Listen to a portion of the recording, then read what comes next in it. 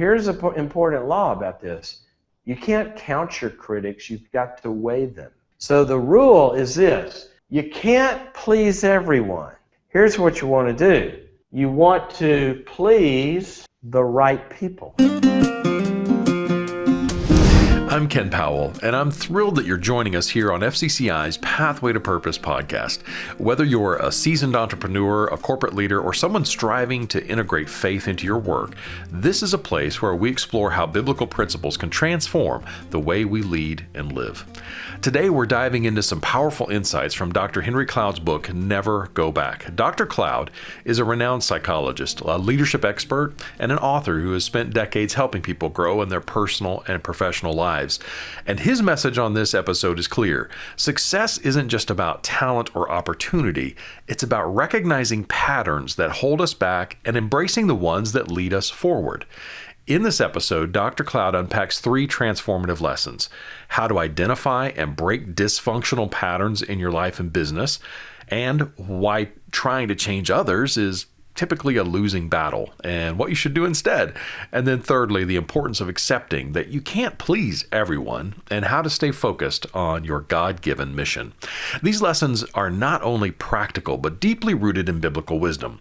They challenge us to reflect on our leadership relationships and our faith journey.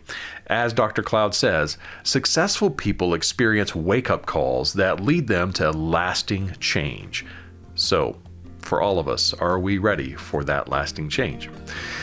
Hey, grab your coffee, take a deep breath, and let's dive into today's episode. Here's Dr. Henry Cloud. And let's just hop into it. I know that basically you've joined us today because you have friends that are screwed up. I know it's not you, but you have friends that need this. So what I'm going to do is help you help them. And maybe you'll learn something about you two in 2 areas. We're going to be talking about life, and we're going to be talking about reaching your dreams and goals. So personal life as well as work and companies and goals and dreams and profits and all that kind of stuff as well. All right, so let's hop into it. What is this all about? Well, there's an old story, if you've ever heard this one, called My Life in 5 Short Chapters. Now, I want you to ask yourself if you can identify with this, okay? Here's how it goes. I went out for a walk, and I fell into a deep, dark hole, and it took me a long time to get out. Chapter 2.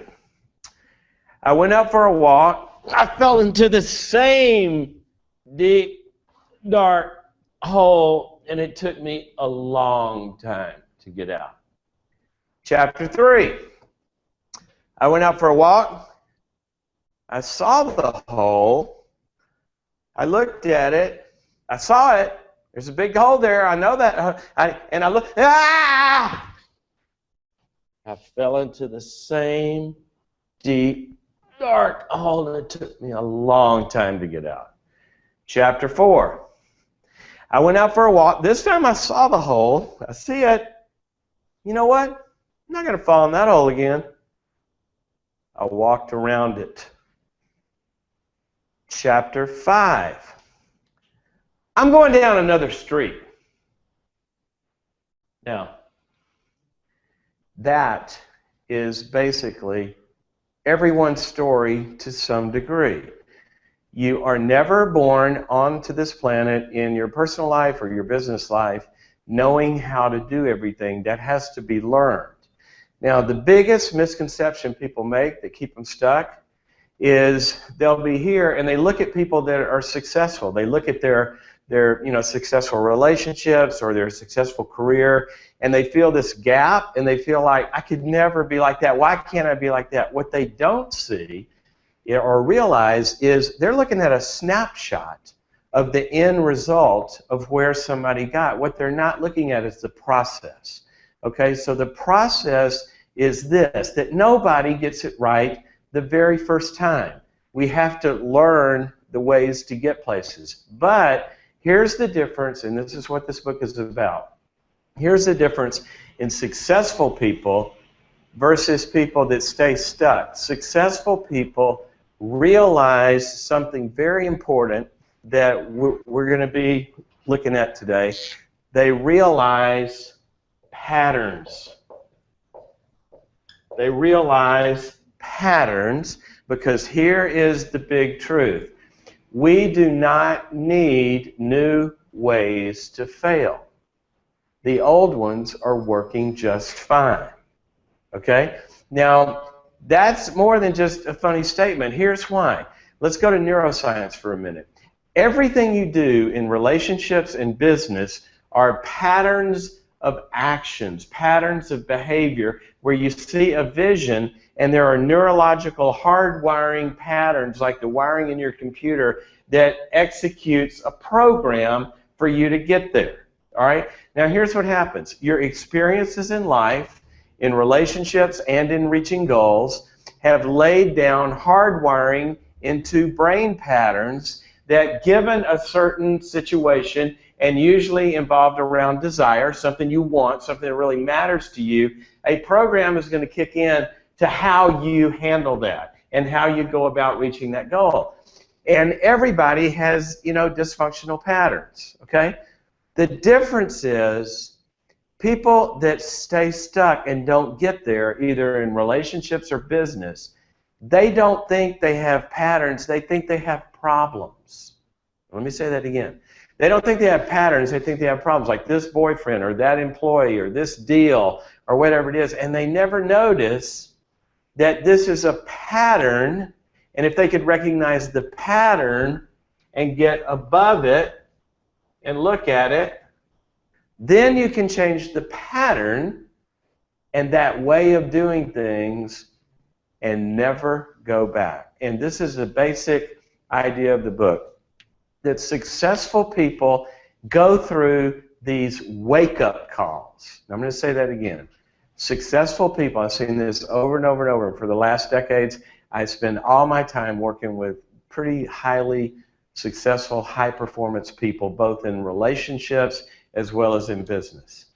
And here's what they basically all do.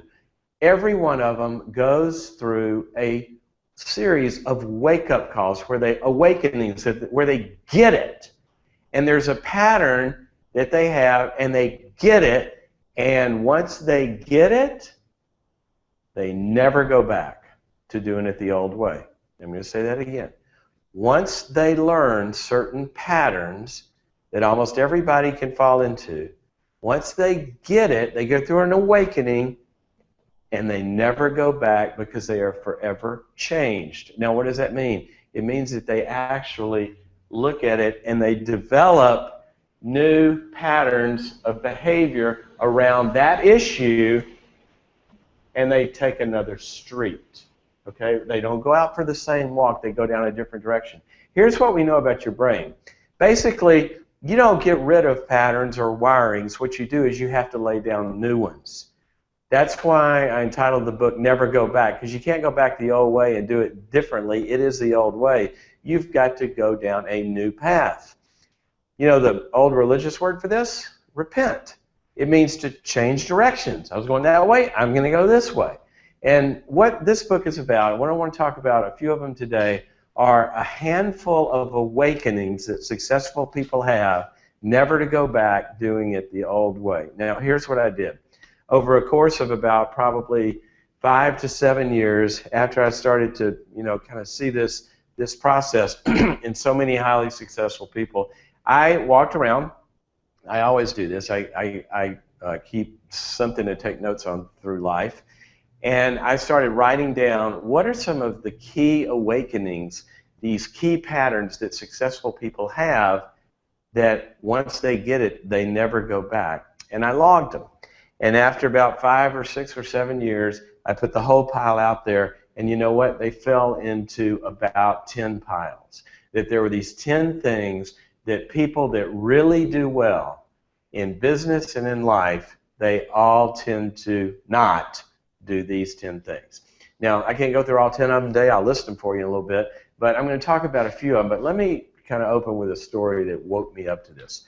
A number of years ago, I had gone into a business deal. I do a lot of different kinds of businesses, and I had one that was taking a lot of my energy and time, and it was going really well, and a bunch of stuff was happening, and so it was growing. And so what I did was I hired someone to run that business, And then I moved on to some other things. Now, what happens is, as the story goes, over the course of about a year, I thought things were going great. I was getting reports and all this, and the next year looks good, and forecasts and all this kind of stuff, and things are going well. And then one day he walks in and he tells me he needs a big cash infusion to make payroll and other bills. And so I did a stupid thing. I put somebody significantly in charge of something that I didn't know enough about. And B, I really didn't stay involved in it enough to know what I was getting was the truth. And basically I had lost, it turned out to be, you know, way more than a year and a ton of money. All right. So that's the day, D-Day. At the end of the day, I go home, I'm sitting in my patio, and I'm sitting out there thinking basically about only one thing. How could I have been so stupid? How could I have been such an idiot? And that's where my thoughts were. And then the phone rings.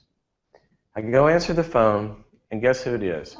It's my number one mentor, one of my number one mentors in life, who had basically adopted me when I was, 22 or 23 and taught me everything that I know about business. And so here the guy is calling me who is my teacher, my mentor, and basically, I won't tell you who it is, you would recognize the companies, but everything he's ever done is just turned into gold. And I'm talking to him in my worst moment of failure, and he says, how's it going? The last person I wanted to call or talk to. I mean, here, my teacher, my mentor, everything he does works. I just made the biggest boo-boo of my life. And he's calling me, and I don't want to tell him this because I'm feeling like an idiot, but I had to tell him. And so I told him. And I told him what I'd done. I hired this person, blah, blah, blah, blah. And I felt like, he's going to fire me as a student, right? The phone goes silent.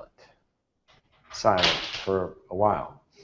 Felt like a while. It's probably 30 seconds. Felt like forever. And then I hear his voice. I'm kind of cringing, like, what's he going to say? And then he says this, well, we've all been there. I went, what? What'd you say? He said, we've all been there. And we, what does we mean? You made that mistake? He starts laughing. He goes, everybody's ever done anything significant has made that mistake, but once you do it, you'll never go back. You'll never do it again. And that moment was when this whole book started. Because I realized, wait a minute, very successful people made the same boo-boos that a lot of us make, but the difference is once they learn it, they never go back. Now, that is this concept. And so what I want you to do is I want you to begin to think about not that you have some problems in business or in life, but that you may have some patterns that have to do with some ways of doing something that you haven't yet observed and seen, and so you don't really know you're going down the wrong street. You think you're dealing with a difficult person or a problem when it's really a pattern. Now in the book, I talk about 10 of these. I'm going to talk about a few of them today, and let's hop into those. Okay, so I'm going to give you 2 or 3 or 4 maybe, depending on our time, probably 3. Here we go. The first one that really successful people never, ever do, and people that stay stuck do all the time. I mean, I just see it over and over and over. And that is successful people, once they get it, they never return to what has not worked. Okay? They never return to what has not worked. Now, what does that mean? We can't ever go back or mend bridges, or no, it doesn't mean that at all. Let me put this in terms of patterns. Not too many years ago, I was on vacation in Hawaii, and a friend who traveled with the whole family was there. She's single, late 20s, and we're leaving, the day we're leaving, everybody's out on the beach, but she's over talking on her phone, crying. My daughter, youngest daughter, at that time she would have been probably 8 or 9. And I'll call this person Susie. She goes, "Why is Susie crying?" I said, "Well, she's on the phone with Joey, and I think they're having problems." My 9-year-old daughter looks at me and goes, "What?" I said, "What do you mean?" She goes, "Joey?" I said, "Yeah." She goes, "Dad, do you remember last year when we were here, the last day, right before we got on the plane? She was a wreck and crying and on the phone with Joey. She went back to Joey? You're kidding me." I said, "Yeah, Liz, she did. In fact, not only did she go back, she's gone back like probably 3 times in the last year." The 9-year-old is looking at this going, why would she ever go back to Joey? I mean, after last year, it's the same thing. Now remember, 5 short chapters, you get too close, you fall in, etc., etc. What had happened? Here's the classic mistake. The classic mistake, and it's based on some brain patterns that people have. You have pain in a situation. So a company you're working for, a relationship you're in, a friend, a network, or something, okay? So there is pain. Now, in that pain, you try to resolve the problem. Why? Because there is also good with the pain, all right? The difference is when you're trying to solve this problem with Joey or the company or whoever it is, you might be in a relationship with somebody that does not resolve pain, okay? So what happens is they don't resolve the pain, and the pain becomes its own issue apart from the good. You don't even feel the good anymore, and all you're dealing with is pain. So what do? You break up with Joey. You leave the company. You leave the person. You leave the situations. You say, "I just can't deal with this anymore." You have a necessary ending, right? So here's what happens at that point. You break up. You go down the road. And one of 2 things happens. You miss Joey. And when you miss Joey, that's a normal grief. Guess who you miss? You don't miss the painful Joey. You don't miss the pain at all. What you miss is Joey was so cool. Joey was so bright. There was so much good there in that job or company or that person or church or circle of friends. And what you begin to do is you long for all of that good. And then, I don't know how this happens, but I swear it happens. It's like forces in the universe. You start longing for Joey again, and what happens? Along comes Joey. He shows up. Usually you dial his phone number, but some way he shows up, okay? Joey just appears, and this is magic. It happens all the time. And what happens? "Oh my gosh, there's that good stuff. I see." And Joey says, "I'm really sorry. I won't ever do that again." And blah, blah, blah, blah, blah. And Joey's going to change things. And guess what? It's all good again, isn't it? For about a minute. Because what you forgot was the Joey you're missing does not exist. The strengths in that person that you're longing for them, because you're longing for them and you're just longing for the strengths and the good things, and you've forgotten, wait a minute, if I get the strengths, I get all the pain too. And what happens is, in selective memory, looking back, you will long for the good, and you'll think, I got to get back. That was so good. There's so much future. There's so much possibility. But that person or that job or that boss does not exist. They do not exist without the pain, because the pain comes with them. Okay? Now, the reason you can't ever go back to return what hasn't worked, because there is no different Joey. There's no different boss here. So here's what successful people do. They realize, I know I miss the good, but the good comes with a lot of pain that was bad enough that I left. So if I left, why would I ever go back? Well, maybe a reason. There may be a reason. And you know what the reason would be? And this will give you gazillions of years of great relationships, and it could make you millions and maybe billions of dollars. Here's the deal. Why do they go back? They're not going back. They're going forward. But they're going back to the same person. No, they're not. Or the same job. No, they're not. Or the same company. No, they're not. They don't go back. They only go forward in basically two scenarios.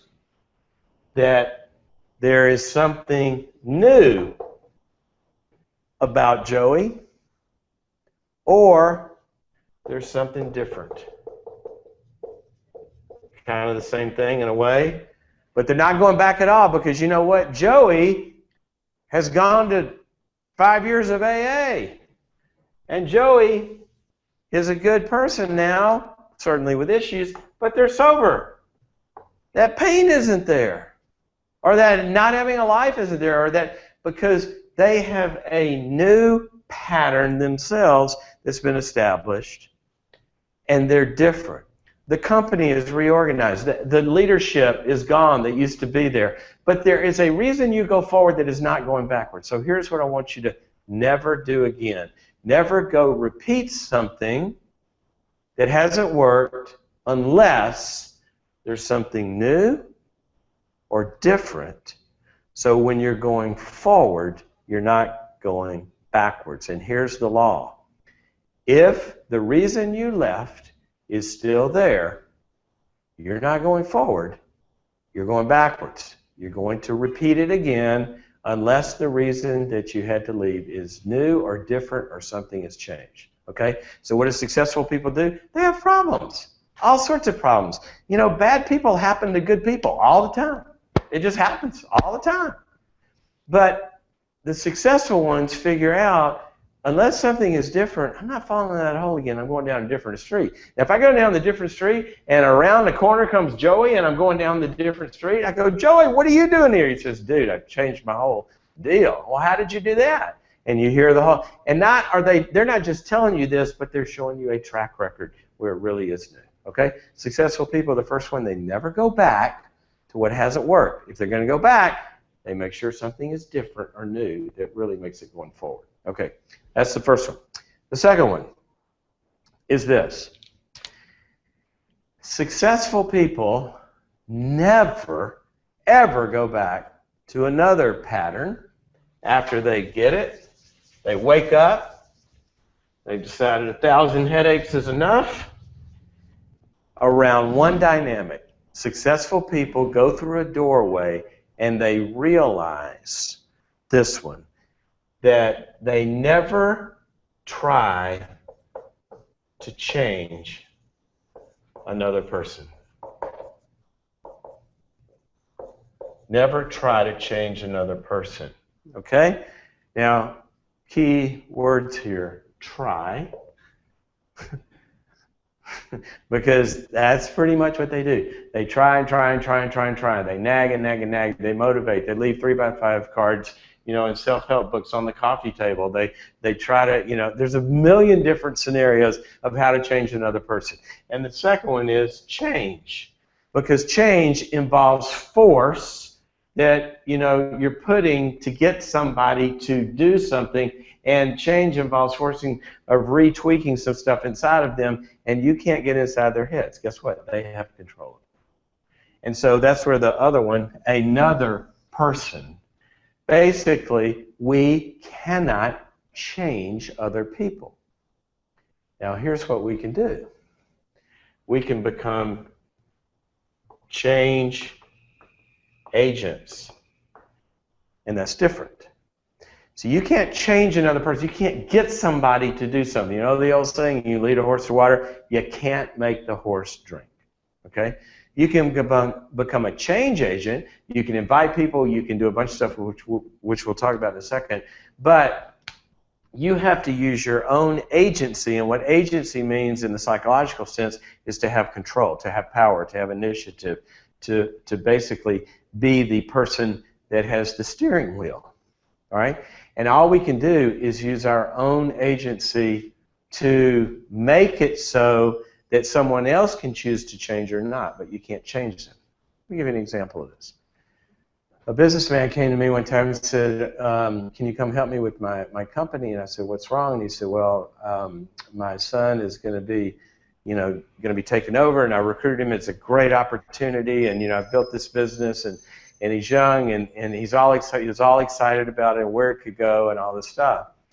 And so I said, what happened? He said, well, he came on, and, he's kind of excited. I think he's excited because it's such a big deal and all this, but he just kind of like, he starts coming in later and later, and he doesn't really get involved in the way that I would, both feet in, and like he misses stuff. And I try to get him to see what a great opportunity it is. And if he could do this, it would be, and on and on. And I said, well, why is he doing it? He goes, well, he just doesn't have the fire in his belly that I do. I said, really? And he said, yeah. And he said, so I want to talk about how to, kind of get him to do. And the more I heard about this, you know what I heard the dad do? I heard the dad trying to change his son into somebody that A, wanted to do this as bad as he did, and B, had the passion for what it takes to do it as he did. And so what he was trying to do is change somebody that didn't care into caring. Now, the way he was doing this was a lot of different ways of nagging and controlling this, that, and the other. And so basically, to make a long story short, and you've seen this in personal relationships, they're trying to change the person into, being more connecting or being, more responsible or all this kind of stuff. And it basically never works. Now let me tell you why it doesn't work. Guess what? The person feels, ready for this? The other person, let's call this son Joey. Joey's having a bad day today. Let's call this guy Joey, okay? Joey feels no need to change. Zero. You ever heard parents say this? I hear it all the time. It just drives me crazy. Parents will say to their kids, you need to go clean up your room. You need to do your homework. You need to stop video games right now, and you need to go do your homework. Johnny's sitting there like this. You need to go do, I told you, you need to go do, you need. Guess what? Obviously, he doesn't need to, or he would be doing it. Think about that. You need to go your homework. He's on video games. Does he feel any need to do his homework? Absolutely not. Mom feels the need, or dad feels the need, but that's not what they're saying. They're saying, you need. And Joey's sitting there, I don't feel a need to do homework. Are you crazy? Yeah, that's what they think. They think you're crazy. You think they're bad? They think you're crazy. This idiot's telling me I need to go do homework. I don't need to do homework. I'm having a great time. This son didn't need to change anything. He was having a great time. He was driving a new BMW and all this kind of stuff. And he had no, why would he get up at 5:30 like his dad and pour his light? He didn't have a need to do that. Okay, no need. But guess what? You say to Joey on the video games, or Johnny, I know I'm getting my Joey and my Johnny mixed up, you need to go do your homework. Johnny's on the video games. Johnny doesn't need to do his homework. What if you said this? Hey, Johnny, you know what? We are going to go to Disneyland tomorrow, and the people that are going to go are the ones that have had all their homework done by 6, and I'm going to do an inspection, and chores done and homework done by 6, and I'm going to round everybody up, and everybody's got their homework done and their chores done by 6 is getting to go to Disneyland tomorrow. And I'm pulling for you. I hope you are going with us. We really want you there. But if you don't have your homework done by 6, then tomorrow, instead of going to Disneyland, do you remember Mabel? Remember Mabel, the babysitter from hell? You remember her? Yeah, well, I call Mabel, and she's available tomorrow. And so Mabel has volunteered to come spend the day with you if that's the choice that you make. The rest of us are going to go. We're going to have a great time and pulling for you. So, it's up to you. Okay, all of a sudden, Johnny has a vision. Have you ever seen Mabel? Mabel is not cute. Johnny has a vision, and Mabel's not nice. And Johnny has a vision of Mabel tomorrow while the brothers and sisters are at Disneyland. Johnny's thinking, Mabel, guess what Johnny's next thought is? I need to go do my homework. And Johnny is up because now Johnny needs to. Now, I cannot emphasize this enough. People do it in business, they do it in personal relationships, and on and on and on. They try to get someone to be something that the other person does not want to be because they feel no need to do it. And it never, ever works. Okay? I want you to go out into your neighborhood, and I want you to get a rope. Okay? I want you to get a very steep hill. I want you to put the rope down. I want you to push the rope up the hill. There you go. That's what you're doing. As I used to say in the South, where I grew up, that dog ain't gonna hunt. The dog don't want to hunt. Now, you leave that dog out in the woods long enough where they're gonna get hungry, they'll start looking for a squirrel. But you can't make people do things they don't want to do. You can't. Or maybe that they're not made to do. One of my favorite sayings is you can't teach a pig to sing. Music's bad and it really frustrates the pig. There are people that until they decide that they need to become more connecting so they can have a relationship with you, or they need to show up and deliver results in work so they can stay there and it'll work, or whatever it is, that when we are change agents, what we do is we tell people, Joey, you know what, this is a great company. Somebody's going to sit in my seat as the CEO. Remember the son? Somebody's going to sit in this seat as the CEO, and they're going to have an extremely incredible opportunity. Somebody's going to do that. Let me tell you about that person. The person that's going to do that is going to show up, and they're going to drive this, and they're going to do this, and they're going to do this, and they're going to do this. Whoever sits in this chair, that's what they'll do. I hope that's you. Right now, it's not, but I hope it is. I hope you want to be. If you don't want to be that person, that's fine. But that's what that person's going to look like. Okay? Or you're in a relationship. You know, the person that I'm going to be in a relationship is not going to be somebody that screams at me. It's going to be somebody that's nice and talks and resolves problems. I hope that's you. But until you start to do that, then I can't be in the same house with you, or until you stop doing the drugs, or until you, whatever it is. See, what you got to do is make sure that you are not trying to turn somebody into something that they're not choosing to turn into. Doesn't mean people can't change. It means that you can't change them. What you can do is you can change the context, the consequences, the comfort level of what it's costing them to be who they are, and you can withdraw the rewards of being who they are, and you can do all of that like the father did, or like you do with the kid. But you can't make them change. And sometimes after you've tried, and I believe in inspiring people, giving them feedback, offering them water, so you want to drink some water, but at some point, if they don't want it, you can't change another person. And what successful people do is they get this dynamic. They start to feel it. They go, you know what, I want this more than he does. Or I want this more than she does. Or I care more about their success than they do. I heard a guy say in a very high-level meeting just a few weeks ago, talking about a high-level leader, and this person said, you know what, anybody wants to do better, anybody wants to save something, anybody wants to change the course, I will die to help them. But I will not do anything to try to help somebody who doesn't want to take advantage of it. I'm just not going to try to talk them into taking advantage of it. And that doesn't mean we don't do interventions and we don't confront people. But there's a point at which the real successful people get the physics of it.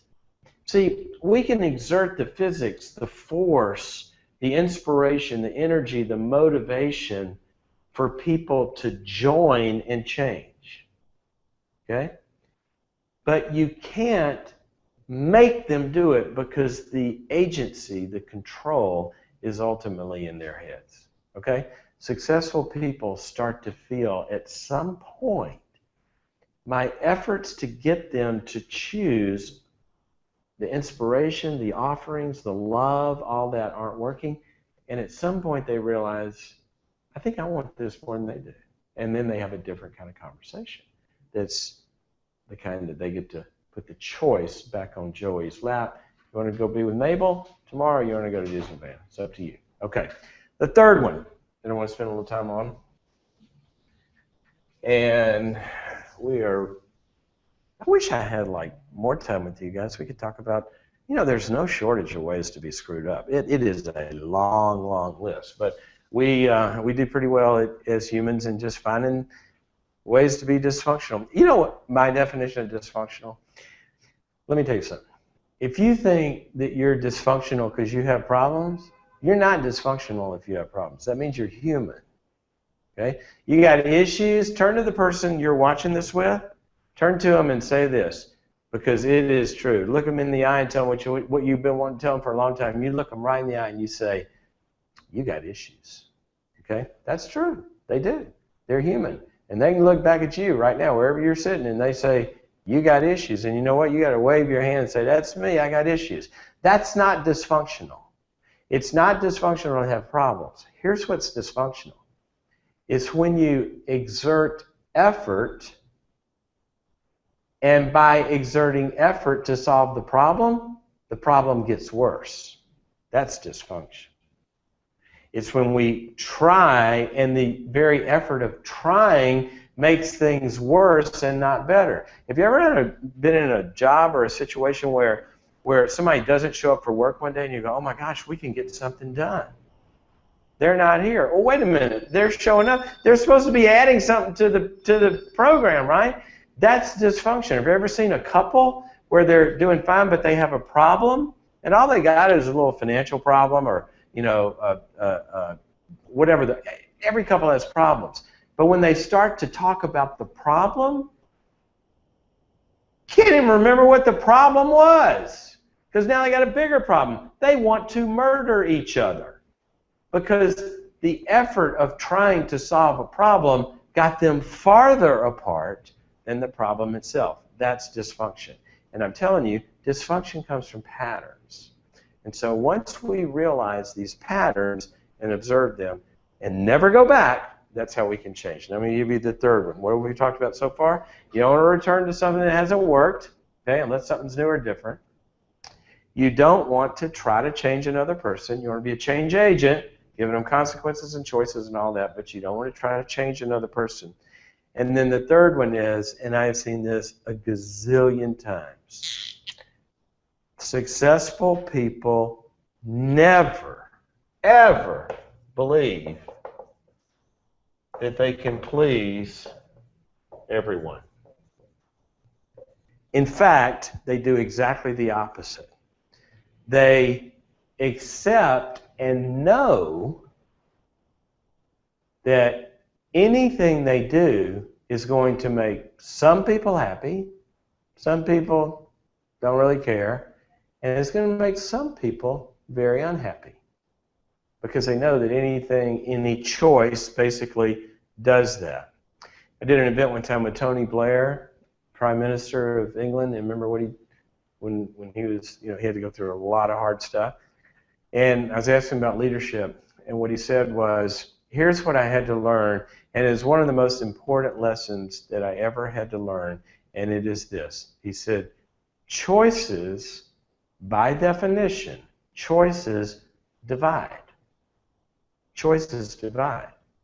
So if I had to make a decision, I had to be comfortable with the reality that every decision that I made, by definition, a decision divides. It divides the people that want to go one way versus the people who want to go another. It will divide.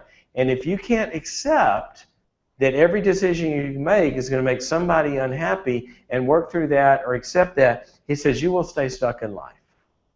Very important lesson. It's what this one is about. Successful people never believe that it's possible to make everybody happy or to please everyone. In the book, I tell a story about a number of years ago. For any of those of you who hang out in the faith-based world at all, you'll know the name Bill Hybels. And Bill started Willow Creek Community Church in Chicago, and was the first mega church, seeker church, and started this whole movement. And there's gazillions of people around the world that do that now. Well, when they first started, and they had gotten to really size, and were all over the the magazines and the papers and everything about this new seeker church movement that Bill started, there were a lot of people who didn't like it. You know, the people with the choir robes and no, you can't have church like this. What's all this guitars and music and stuff? And you know, all of the kind of there's so much criticism, but they criticized him on some other things too, about they didn't like just a lot of stuff. You can go back and read the history. But this booming movement around the world, okay, and these harsh critics. Well, I remember one day I was going there to speak, and I was talking to Bill. I said, "Did you read?" And it was an article in a very prominent publication in some other media where a big name was just blasting him in the headlines. I said, "Did you read? What did you think?" And he goes, "I don't know. I don't pay much attention to that stuff."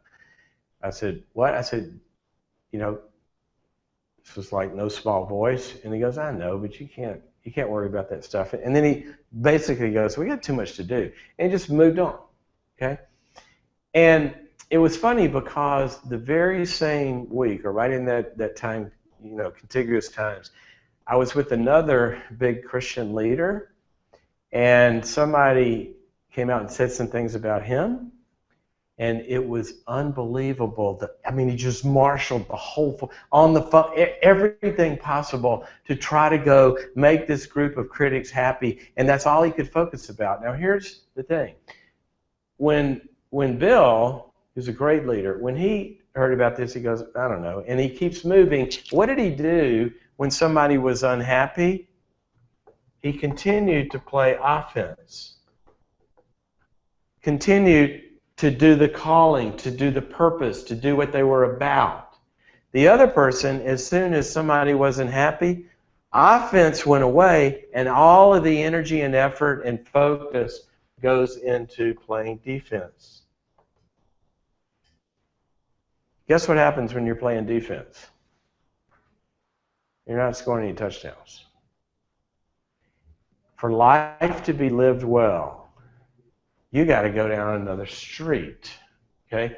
You got to go down a path, because when we're talking about offense, what we're talking about is exerting energy, okay, towards a goal or a vision.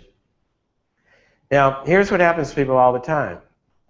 They start to go into a relationship or a career or whatever it is, and they got offense to go achieve that vision, and somebody doesn't like it, because choices divide. Somebody doesn't like it, and so now they've got to please this other person. They start to waver and this, that, and the other, and they lose what they're about. Now, this is not, don't get me wrong, this is not the same as not listening to criticism, okay? Hybels, other successful people, they eat feedback for breakfast. They look for all the criticism that they can garner, okay? Tell me where we could do better. What'd you like? What you didn't like? Where can I do better? Where am I screwing up? And they take that and they adapt to that change. But not from everybody. Because here's an important law about this. You can't count your critics. You've got to weigh them, okay? So the rule is this. You can't please everyone, all right? If you try to please everybody, you're going to get stuck. Can't please everybody. Here's what you want to do. You want to please the right people. And if you really want to be a superstar, if you really want to go to the big leagues in relationships or in business or anything else, you've got to make the right people, R-I-G-H-T, sorry, make the right people angry. You got to make the right people angry. Guess what? If you've been in an abusive, addictive relationship, for example, if you keep being codependent and putting up with what anybody does, they'll be happy. But as soon as you start stand up for something that's right, the control freaks and the selfish narcissists and the people that are unhealthy, they are going to be angry when you make a move towards health. And so what good people do is They make the healthy people happy because the people that want them to be sober, that want them to be happy, that want them to thrive, are telling them, you got to do A, B, and C, and D. And when they do that, that is going to make the unhealthy people really unhappy because choices divide. So don't worry about the fact that people are unhappy with you. Worry about who's happy and who's not happy. If the broken and the oppressed and the hurting and the poor and the responsible and the thriving and the good people that are trying to cause good things to happen in life, if they're happy, good. If they're not happy, the honest people, the responsible people, the loving people, if they're not happy with our performance, we need to listen to them. Really need to listen to them, because good people telling us that we need to do differently, that's medicine. I mean, we need that. But if the control freaks or the self-centered people are unhappy, usually what that means is it's not about my performance, it's about that I'm not on their program to make them happy for what matters to them, not what is right or what matters to me. So we start to play defense instead of offense. So that's the third one. Successful people, once they realize this, they never go back to worrying about whether everybody is happy. They worry about whether the right people are happy. Okay? So what have we said? Well, in this book, by the way, it's out today. You can find it on Amazon or Barnes & Noble or a bunch of places. They can send it to you or Kindle it. I think it got released this morning, so you can find it. What it talks about is what we've said, that, it's not that we don't, as people, have issues. But there is a big difference in successful people and unsuccessful people in relationships and in accomplishing dreams and goals. And the difference is that successful people see the patterns that cause failure. And once they see them, they turn, they repent. They don't do that anymore. They never go back. Now, here's the last thing I'll leave you with, is that it's not just all of a sudden I go, oh, I'm not going to do that again. You know what it takes? It takes two things to change. And in the book, I outline all the different subparts of this, which we don't have time to go into today, but there are pieces to it. And basically, it starts with this idea. And if I could have you do anything today for the rest of your life, it would be this. I would want you to give up forever. Never go back to the concept of self-help. Okay?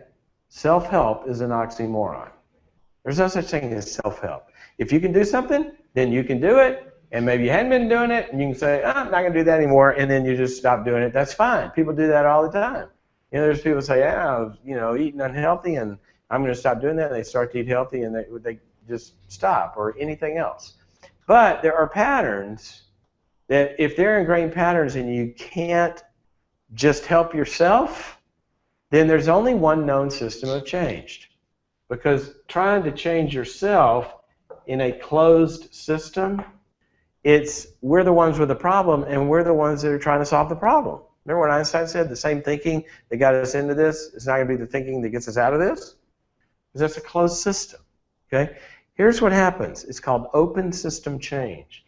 And what happens is, instead of a closed system, I talk about this almost in every book I write. This is a key principle, that we as a person, we as people, or you as a person, or me as a person, if we're a closed system, we're not going to change. We have to open ourselves up to two things: new sources of energy. Okay. We got to have people to support us, to teach us, to inspire us, to move us, to coach us. Why at the halftime at a football game, they don't send the players, the losing team especially, they don't send them home for, microwave popcorn. And what do? They gather them up and they start to speak energy and the coach begins to talk to them, and they make them believe and all this kind of stuff, and you get in groups of other people that are growing and achieving goals, and you catch it. We know that forward motion in human energy is contagious. We know that from research. You surround yourself with people that are growing and are getting healthy, you will grow and get healthy. You surround yourself with people that are not, and there's nobody with some energy going in the other direction, then we deteriorate. So we must have people that we open up to that help us do that. And the second thing is we have to have what's called a new template or a structure or a path. So this means we need new principles, we need new wisdom, we need new ways, we need to learn stuff. What you're doing today is you're opening up and you're receiving some principles and maybe a little energy. You know, I might be motivating you to do a little of this, or the people that you're watching this with. That's what you've got to continue. So you've got to see the pattern. It takes a wake-up call. I want you to look at your pain. Pain is really, really, really a good teacher if we don't medicate it. Okay? If we really sit there after being with a person, you ask yourself, forget about what you want. What's it like to be with them as it is now, without something new or different? Okay? What's it like, not what you think this can be, but what's it like to truly be in it? And sit with that pain and let that motivate you. So we're motivated by pain or we're motivated by wisdom. Ultimately, that's your choice here. We can be motivated by pain or we can be motivated by wisdom. Wisdom is basically taking the pain of others and avoiding pain by using the pain that they've learned. In the book, I've got 10 of these wisdom things, the pain that people live out. I would encourage you, go the wisdom route. Learn the ways and the patterns of people that have gone before you and use that wisdom to avoid pain. But if you don't, then listen to your pain. Value your pain. Let it speak to you. And once you see the pattern that's causing that pain, never go back. Well, I do hope that Dr. Cloud's insights inspired you as much as they did me. Remember that success isn't about avoiding mistakes. It's about learning from them and never going back to what hasn't worked. Whether it's breaking unhealthy patterns, empowering others instead of trying to change them, or staying focused on God's mission despite criticism, these lessons can transform the way we lead.